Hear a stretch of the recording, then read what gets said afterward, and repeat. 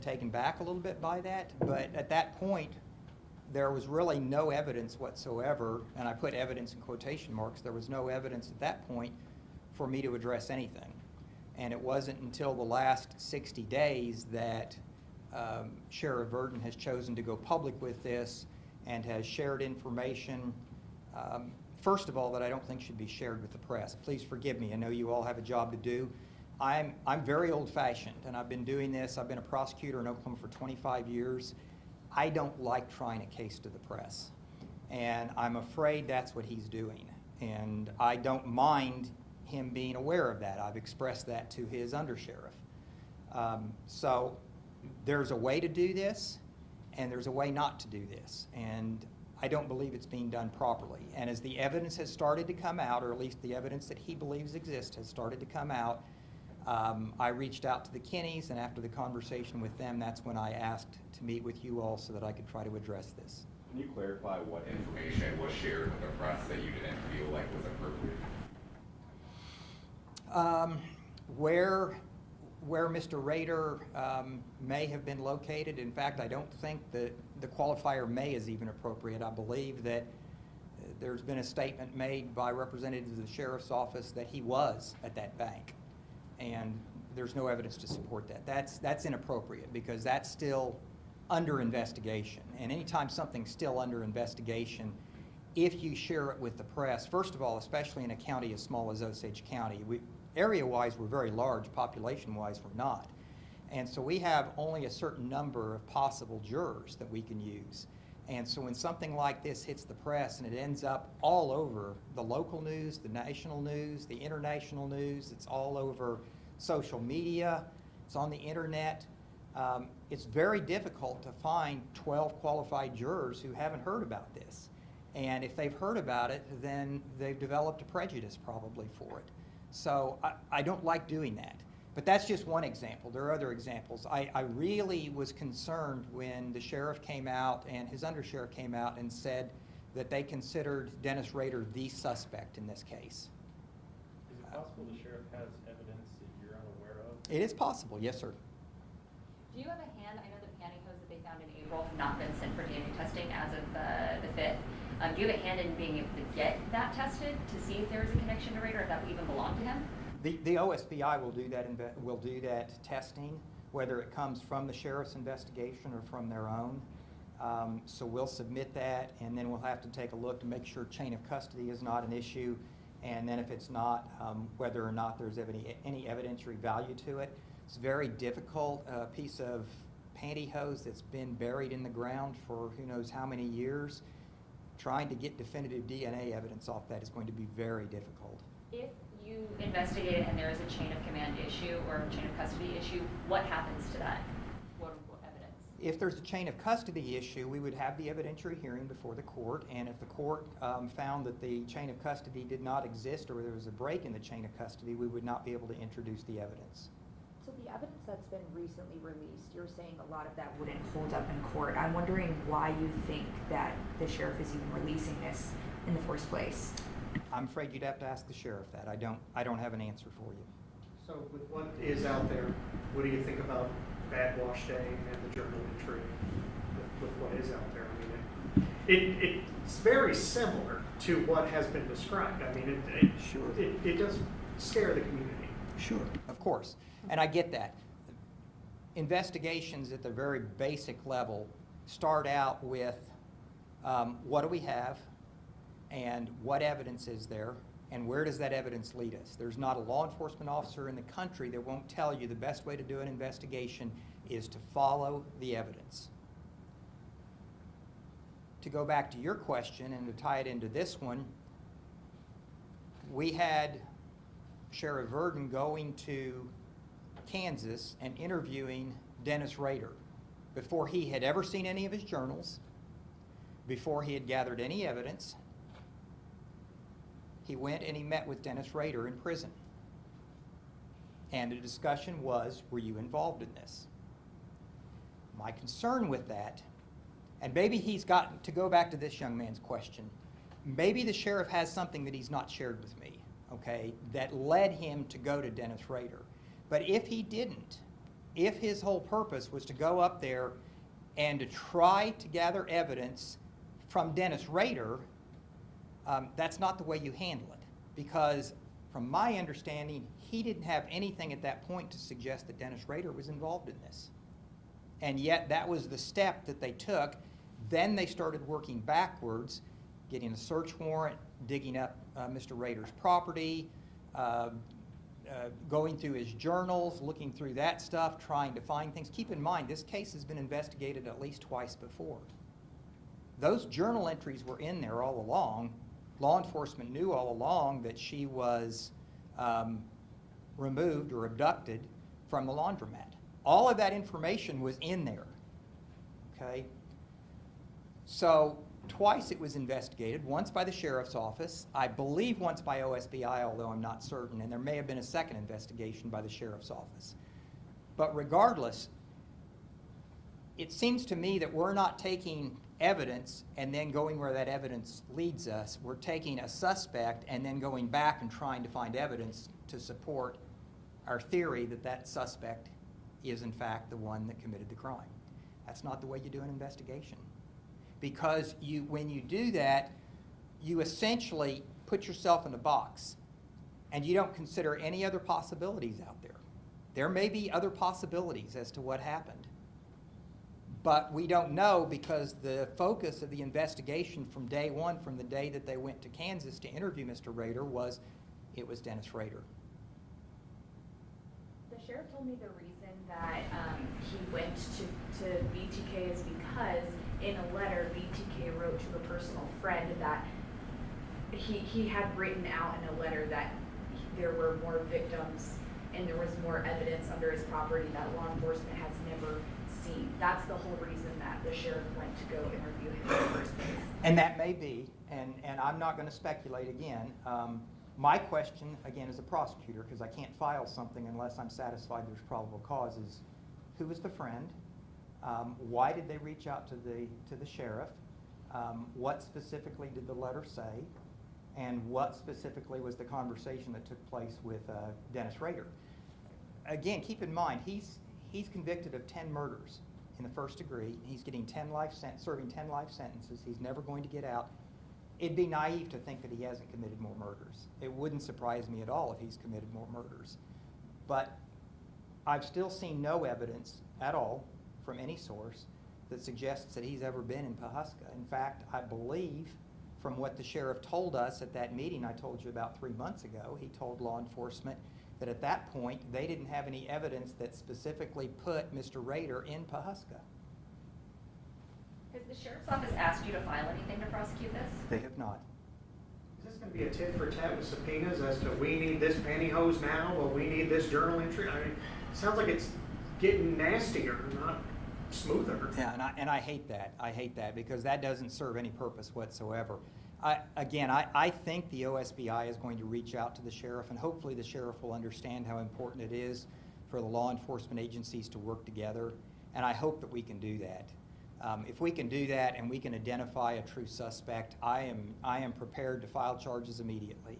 I file charges, my office file charges every day on cases that are brought to us by the Osage County Sheriff's Office. So we're prepared to do our job, but we have a certain way that we have to do our job, and we have certain responsibilities, legal obligations, that have to be fulfilled first. Well, I was going to ask, let's say everything falls into place and the sheriff's been on the right track. Are you ready for what could be a circus? We'll just have to deal with it. I've dealt with circuses before, and we'll deal with them again. But that's why I would prefer that this not have proceeded the way it did. Ideally, my preference would have been, and the sheriff may have had very good reasons for doing it, my preference would have been that Sheriff Verdon had reached out to me early on and said, hey, I got this letter, and I suspect that Dennis Rader may be involved, and I'd like to go up and interview him. Would you like your investigator to go up with me? And I would have said, absolutely, let's do it. Let's see what we've got, and then work from the very beginning together. Probably once that was done, I would have said, let's bring the OSBI in, let's get their help on this, let's work it as a team. And that didn't happen, unfortunately. Are you concerned with the narrative being shifted around Dennis Rader being involved in this, and you're saying there isn't sufficient evidence to claim that Are you concerned that there's another person who is not getting any attention on them that could be dangerous out that no one knows about? I am, and that was one of the reasons I asked the OSBI to not only look at Dennis Rader, but to look at other possibilities. And I will share nothing more than this, but we've had, since this has all occurred, we've had a lead on somebody else. Have you had a chance to look at some of the past case files on this and some of the past notes from past investigators? Nothing has been submitted. Until an affidavit arrives from the investigative agency, the DA doesn't get reports. So at this point, we don't have any reports to refer to. So no, I have not. How concerned are you that maybe some of the past information that was gathered could possibly just be kind of a shaky foundation? I know back in the 70s and 80s, Osage County Sheriff's Department and other investigators involved in the case didn't have a real stellar reputation for doing a thorough job. I know there's some people out in Pahuska that have concerns that this is maybe not addressed as it should have been even back then. Mm-hmm. Well, I mean, you dance with the one who brung you, right? And that's kind of where we are on this. I mean, I would love for every case to be investigated the way a federal case is investigated, with just tons and tons of man hours and tons of evidence, but the reality is we don't have that in this situation. So am I concerned? Yes. But at the end of the day, if we can gather sufficient evidence for probable cause to be established that someone in fact has been involved in Cynthia Dawn Kinney's disappearance, we will press forward regardless. As a prosecutor, how concerned were you when we have, representatives from the Sheriff's Department saying we're 100% sure he's our prime suspect, and then also, I mean, there's video out there where you see some of this evidence that was recovered out on public TV. That's got to be probably a reason to kind of hold your breath and say, oh my gosh, I can't believe this is what I'm seeing here, right? I'm very concerned. I would rather, I've been involved in about 30 homicide prosecutions in my career, and I've got a first assistant DA who's been involved in probably another 20 or 25, and neither of us have ever seen that take place before. So we both have concerns. Is this the first time the OSBI will be investigating Kinney's case? I don't think so. Now, I will be honest with you, I did not speak with them specifically about that. That's a conversation that I'll follow up on. I think they may have been involved at least on the periphery of an investigation at one time, but how involved they were, I don't know at this point. Moving forward, what will that look like? When will they start that investigation, and what will that dynamic? I have heard that they've already started the investigation. I reached out to them Friday after I met with the Kinneys. I had spoken with them initially about this several weeks before, and asked them if they were following it. They said they were, and asked them if they would be able to provide some assistance, and they not only said yes, but they sounded like they were very interested in trying to help us. And so I told them that I wasn't quite prepared at that point because, again, I didn't have some of the things that have come out in the media here recently, the digging up of Mr. Rader's yard, the so-called evidence that was found at the scene, the putting him in the bank across the street. Some of those things have just come out recently. At least I saw them recently. So all of that stuff, when that started coming out, and then when I talked to the Kinneys, really the Kinneys were the turning point for me. And when I reached out to the Kinneys and they wanted to meet with me and told me where they were, I had to take action. And so as soon as I got to the office, I contacted OSBI and I made a formal request with them, and they have started the investigation. And real quick clarification, when you say when they said that they were interested in helping you, do you mean Dawn or do you mean OSBI? OSBI. Okay. Yes. Thank you so When much. it comes to that second suspect, what led you to believe there was a second suspect out there? I can't share that at this time, I'm sorry. I would like to, and I don't like to ever say no comment, but I don't want to jeopardize or compromise that investigation. And that's in the very early stages, but there is a second possibility. If Mr. Rader is a first possibility, there is a second possibility that actually, in my mind, probably makes a little more sense. I know in years past there was at one point a name that was kicked around of a guy who ended up in prison for another homicide in the area that is now deceased. Has that also been kind of looked into? Because I know that kicked around several different years. I'm afraid I'm not going to be able to discuss that with you right now. I'm sorry. Again, I'm just afraid that's going to compromise the investigation that OSBI is doing. If you say there is no evidence connecting Rader to Kinney's case, this second suspect, is there evidence connecting that suspect to Kinney's case? We don't know yet. It's too early. What makes you say this other suspect is a suspect and you call Dennis Rader not a suspect? Simply because of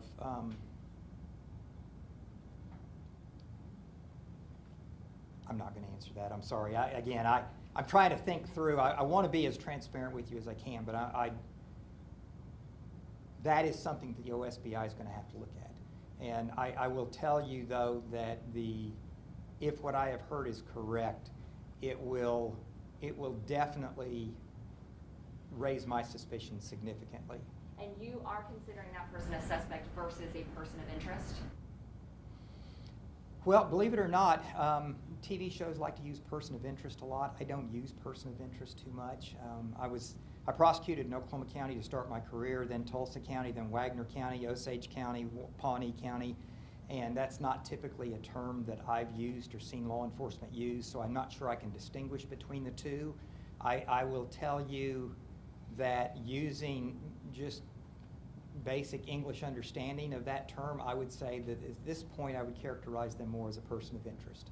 What makes you, and I guess, and maybe this will clarify, what makes you more confident that you have a suspect compared to the sheriff's office? We're hearing the sheriff's office is calling him a prime suspect. You say you have a suspect. What makes you more credible or having stronger evidence than the sheriff's office? At this point, nothing makes me more credible.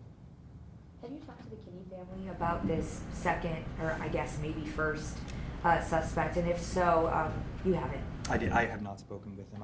And for one very simple reason. They've gotten their hopes up several times already, and each time it happens, it's very difficult for them.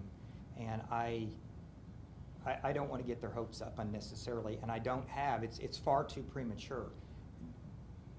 The statements, the things that I have heard pertaining to this second suspect, I believe are more verifiable than perhaps the information that we have that suggests Dennis Rader's involvement. But to tell them that would get their hopes up at this point, and I'm not ready to do that. At some point, if the OSBI says we think we have something here, then I will reach out to the family and I will sit down and talk with them about it. But I want to be darn sure. These are people's lives that we're dealing with here, and they have suffered an incredible loss.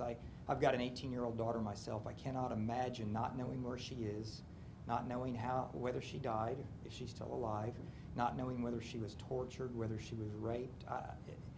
To me, that type of pain is incomprehensible. So I told Mr. Kinney, I said, I can't even tell you I understand because I don't. It's heart-wrenching. It's really heart-wrenching to talk with these people. And I don't want to add to their suffering. They're already going through enough. And speaking with the family, I'm sure hearing and seeing all this new evidence come out from the sheriff's office, I'm sure they have a lot of emotions and reactions to that coming up again. I know you aren't on speaking terms right now, but is there anything you're calling on the sheriff's office to do to stop sharing this evidence or to talk with the family? I have not, and now that the OSBI is involved, I will probably ask the OSBI to reach out with them and perhaps speak with them about that. I think it might be better received from the sheriff if it comes from the OSBI. I don't want to do anything to interfere with the investigation, and if I reach out to the sheriff, again, we have a strained relationship.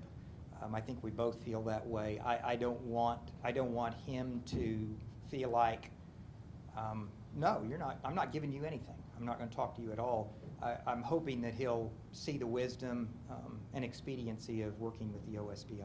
So let me ask you this, it's been almost 50 years, this didn't happen just yesterday. Is your other suspect a dead guy?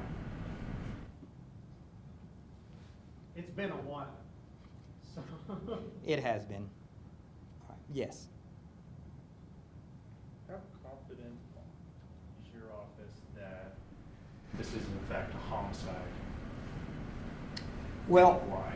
yeah. In Oklahoma, as in most states, you can prosecute someone if you have a suspect for a murder. You can prosecute them even without a body. Now, it's obviously more involved, and you have to present to the jury and to the judge evidence to show that the person who was alive had a certain pattern in life that they followed. They went, for instance, she was 16. She went to school on a daily basis. She had certain friends she hung out with. Of course, today, there's certain people they text. Back then, we didn't have cell phones. So what you do is you present evidence to a jury that all of these things stopped on this exact day. Okay? In this case, July of 1976, it just came to a stop. And there's been absolutely no evidence whatsoever to suggest that Cynthia Dawn Kinney is still alive. That is sufficient for a jury to find that someone has committed murder if you have evidence that ties that suspect to that individual and the disappearance of that individual. So to answer your question, that's a long way of saying, am I confident she's dead? Yes. Do I know whether I could prove that to a jury? I'm not sure because we haven't gone down that path yet. Do you think you will be able to solve this case? No. I'll be very blunt with you. Again, because of the age of the case. I hope I'm wrong, and I hope this new lead that there's enough information, and we do have some stuff. But I'm hoping there's enough information that it may take the OSBI down a path that will clearly identify a suspect, but I don't hold out a lot of hope. And to confirm, you did say your second suspect is dead. Yes. As far as the suspect talk is concerned, and you're pretty confident that your suspect is looking probably more promising than Dennis Rader. To dumb it down for folks, is this kind of a matter of you have a rounder peg going into a round hole versus a square peg that you're trying to fit into a round hole with Dennis Rader? I need to have you speak to my next jury. I like that. No, I agree with you.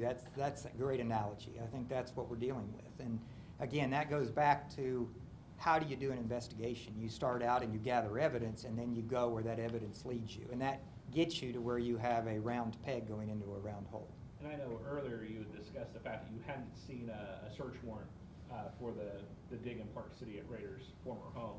Have you seen any search warrants? Because I know that there had been some other digs that were allegedly related to this in several jurisdictions in Kansas. Have you seen anything? And if you haven't, how concerned are you that if they do exist but you haven't seen them, that would also maybe show some shoddy housekeeping and more concern for investigation? That's probably speculation, so I don't feel comfortable going there. I've not seen any search warrants, though. From any dig, whether it's Park City or any other location? No, sir. Well, if they were granted permission by the city of Park City, which I believe owns that land, would they still need a search warrant? I always ask law enforcement to do a search warrant. That's why I like to be involved early on in an investigation. The way the law works in Oklahoma, and again I think nationwide, is if you obtain consent to search something, and you get to trial and there's a challenge to that search, which inevitably there is, if that search is based upon consent only, then the burden is on the prosecution, the state, to prove that the consent was voluntary and the consent was proper and that they fully understood what they were consenting to. If you get a search warrant, because that's a legal document signed by a court, the burden shifts to the defense and they have to prove that the search warrant itself was invalid. So for that reason, especially in a case that we believe might be a homicide, I always instruct my law enforcement to obtain a search warrant. Even if they think they've got consent, I ask them to get a search warrant. Do the citizens of Osage County, obviously there is a sheriff's race going on, there's been endorsements made. Should the citizens of Osage County listening to this be concerned that the relationship between your office and the sheriff's office just got ice cold because of what happened today? And that because if I hear the sheriff and the district attorney, that concerns me. It would concern me too, and it does concern me. Being in the middle of that does concern me. I have, as I've said, I've worked in a lot of different districts, and I have had just an amazing relationship with law enforcement. In fact, my dad's retired law enforcement. I have never had an issue with law enforcement anywhere. And for whatever reason, the relationship with Sheriff Verdon and I is broken. And I don't like that. And I think it should concern citizens. And am I saying he's to blame completely? No. I probably share in that blame, to be perfectly fair. But that being said, I have tried to reach out to Sheriff Verdon, as I said, and that didn't go well.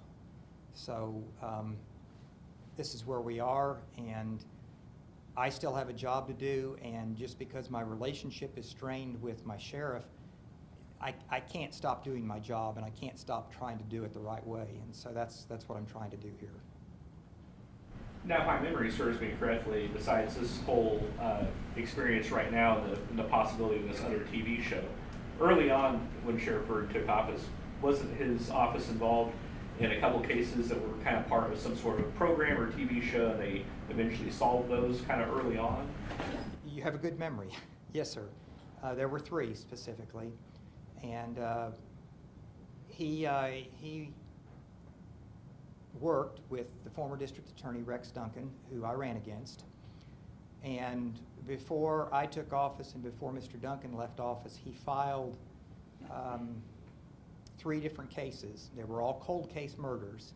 3 different cases claiming that they had evidence based upon this television show investigation.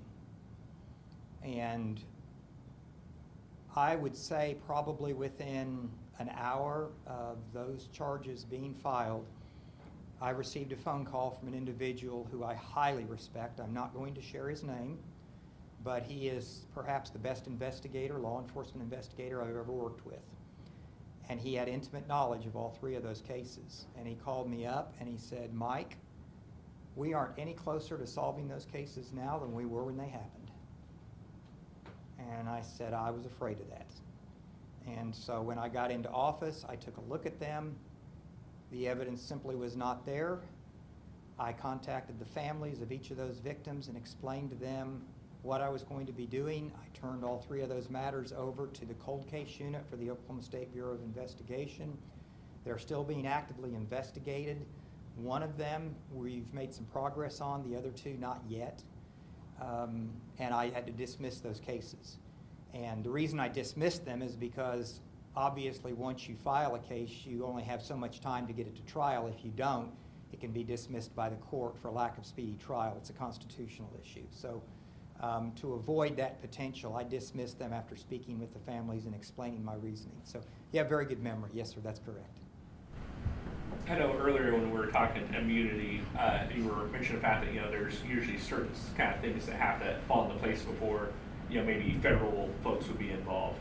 Talk about it for folks who aren't familiar. There usually are certain rules, certain laws that have to be broken and regulations that have to be met before you could even have something like that, federal immunity on the table versus reaching out to your office and getting immunity granted by you. Sure.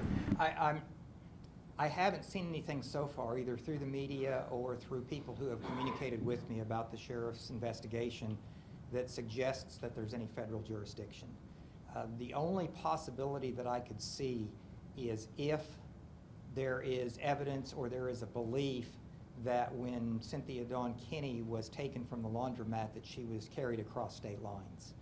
That would make it a federal matter. That would come under the Commerce Clause of the United States Constitution, and then the feds would clearly have jurisdiction if they chose to take it. But I've not heard anything yet to support that theory or to even suggest that's a possibility. I'm just speculating that would be the only way that I'm aware that the federal authorities could be involved in this. What legwork was done to pursue this second suspect before he passed away? Do you have any knowledge of that? I don't. I received a phone call from someone who had received a phone call. And that person reached out to me and said, "This is what I have." And I said, "Okay, we'll look into it." And that came just a couple weeks ago. So I originally was going to ask my investigator to take a look at that. DA investigators have statewide jurisdiction as opposed to investigators, say, with the sheriff's office.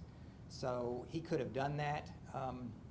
But before that happened, I felt like we were going to go down this path with the OSBI So it made more sense to me to just let the OSBI handle that. So have you advised OSBI to look at both men?